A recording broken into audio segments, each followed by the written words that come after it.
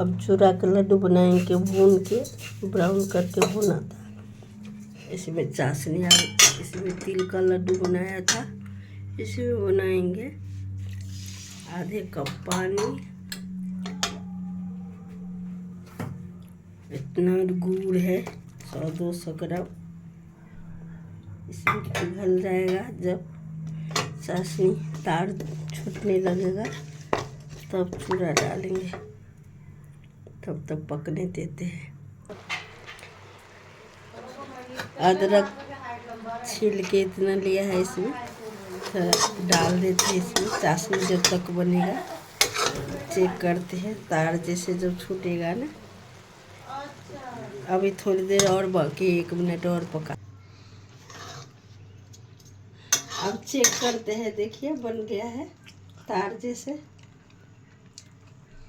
ऐसे करके बन गया है। अब गैस बंद कर देते हैं।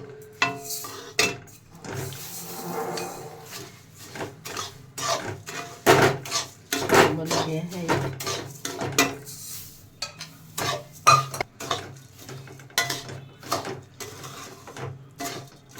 सब बनाएंगे लड्डू।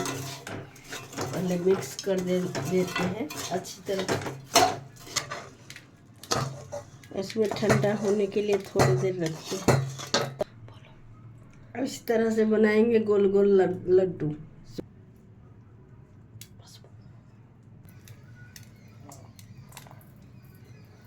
आप देखा, अब इसी तरह से बनाएंगे। वीडियो पसंद, इसी तरह आप भी बनाएं। वीडियो पसंद आए तो लाइक सब्सक्राइब करें।